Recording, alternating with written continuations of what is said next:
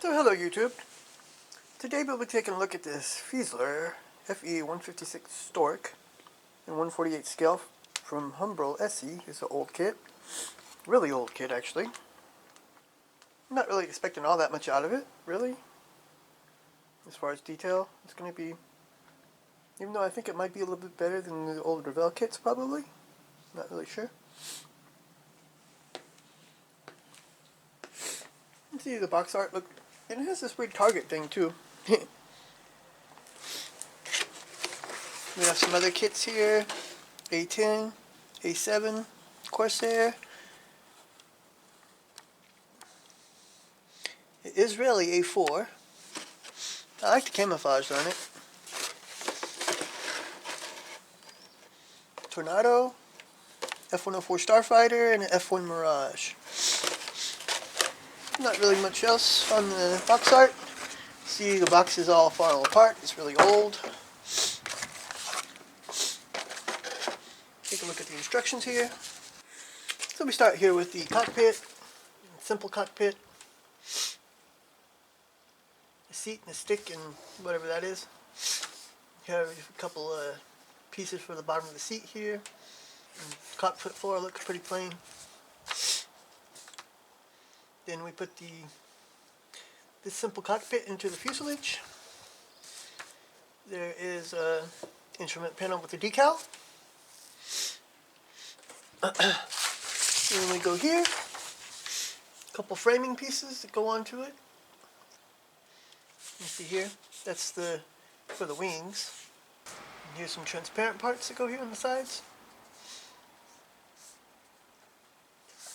Then we're putting the wings together here.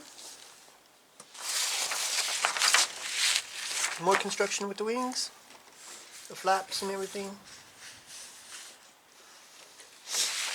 And here we have the wing detail. The wings look like they're done pretty good though. And here we have the hump from fuselage here. Where the wings meet. As well as this antenna. Looks like some, yeah, that's the ammunition for the machine gun. Then we have putting the horizontal stabilizers, the tail, skid, and these brackets for the wings.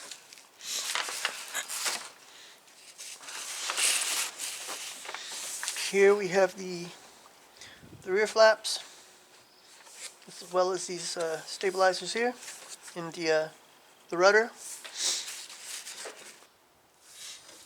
Here we're doing the main landing gear. We got some brackets for it here. Here we have the nose and the propeller. We have a poly cap, it looks like, for the propeller, or a plastic piece at least. The exhausts. And you put the nose on and it's done. And here's a Stork. Okay. The weird thing about the name that's on the kit, that's not how you spell Stork in German. I don't know. It's a Storch.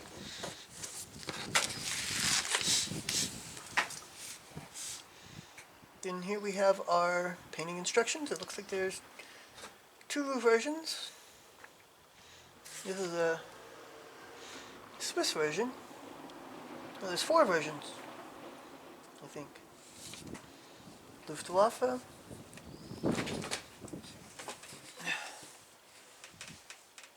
I can't read this really. There's four versions. German, Swiss. That might be Italian? And Flugwaffe, I'm not sure. Swedish. One's Swedish. That's this one, the second one.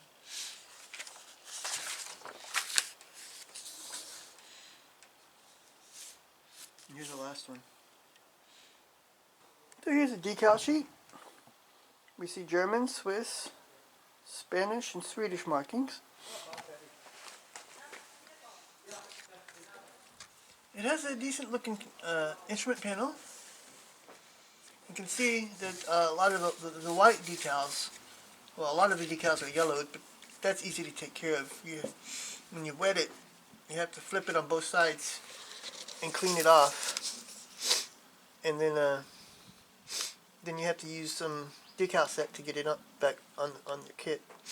But I've done it before on a Star Trek model that was really old, and it works.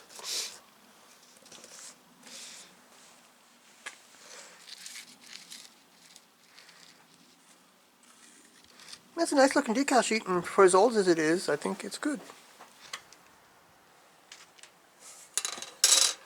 And here we have the clear plastic. It's actually pretty clear. Looks pretty good. A little scratched here. The frames look good too.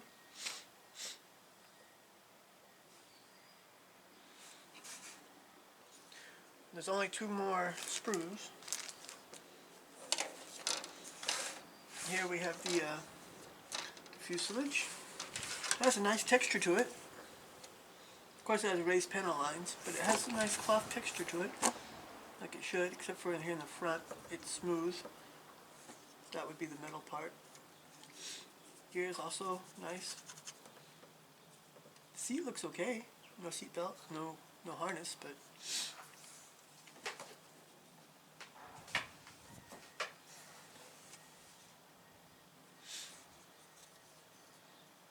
the nose, no texture, it's smooth plastic. There is a bit of detail here on the cockpit floor, just the ridges, but no lines or anything. Here the wheels look okay. They're going to have to be, there's a molding line around the edge, it's going to have to be sanded down a little bit, but it's okay.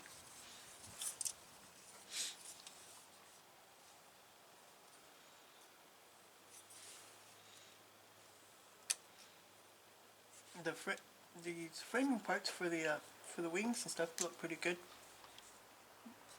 Like they're a bit thin. Might be hard to get them off without breaking them.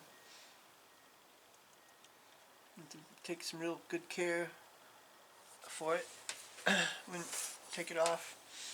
The propeller, you see there's a hole in it where the molding wasn't completely good. It's gonna have to be filled and sanded.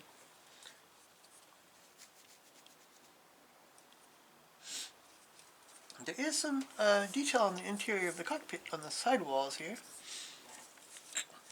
So at least they got that in there, which is nice.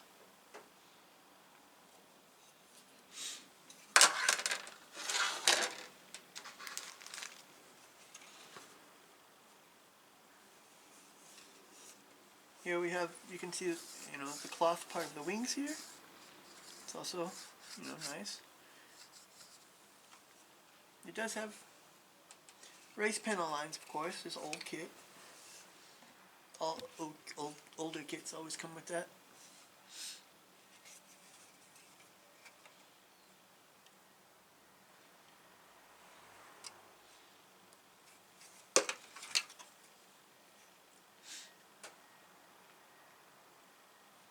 There's some big pin marks in here. I might need to sand this one down a little bit to make sure it fits good. But I think it'll be okay. So not a lot of parts. I think one might be missing here. There's a clear part missing. So for a kit as old as it is, it seems to be pretty good.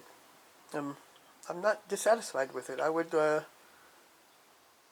probably add some internal detail to the cockpit. Maybe some harnesses. Otherwise, it looks pretty good. I thought there might be a part missing here, but it's 1B, but it's not in the instructions, so it was something that's not used, that they didn't even put in the kit. So thanks for watching. Please like and subscribe, and next time we'll be taking a look at this Panzer 4B.